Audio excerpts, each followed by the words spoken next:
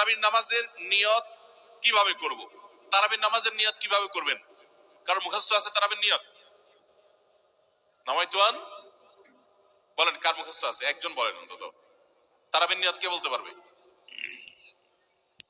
বলেন বলেন ভাই।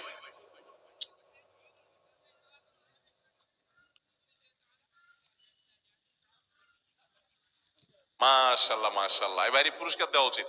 বসেন, আপনি অনেক কষ্ট করে মুখস্থ করছেন। তুমি বগুড়া সদরের লোক ভাই? কালু কালু। আচ্ছা ভাই, তারাবির নামাজ বা যে কোনো নামাজের নিয়ত জরুরি। নিয়ত ছাড়া কোনো আমল হবে না।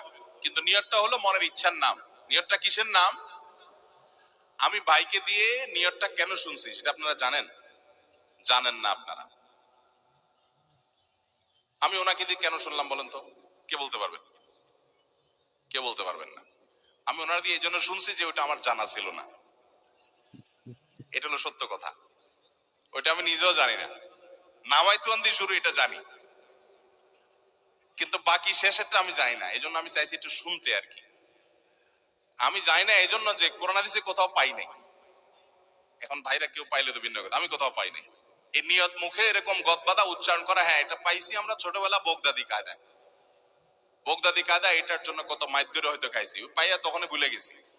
এটা পরবর্তীতে কোরআন হাদিসে যেহেতু পাই নাই, এই জন্য আর আমরা ওটা মুখস্থ করি নাই। ভাইরা আমার, নামাজের জন্য এরকম নামাইতুয়ান, এরকম গদবাদা যে দোয়া আমরা শিখেছি, এগুলোর কোনোটি কোরআন বা সুন্নাহর কোথাও আমরা নিয়ত করব মন থেকে যে আমি তারাবির নামাজ পড়ছি, বাস এটা আমার ইন্টেনশন আছে, নিয়ত আছে, মনে আছে, এটাই যথেষ্ট। মুখে উচ্চারণ করা জরুরি না, এবং মুখে উচ্চারণ করা এটা সুন্নাহও না। নবী সাল্লাল্লাহু আলাইহি ওয়াসাল্লাম শেখানো না এটা আমাকে। ইবাদত করতে হবে তার পদ্ধতিতে। কোন হাদিসে যদি এর উৎসাহ দেওয়া না থাকে, আমি কেন সেটা করতে যাব, কসরত করতে যাব? তবে হ্যাঁ, নিয়তটা হলো অন্তরের ইচ্ছার নাম, সেটাই যথেষ্ট। আলাদা মুখে নামাইতুয়ান পড়ার দরকার নেই।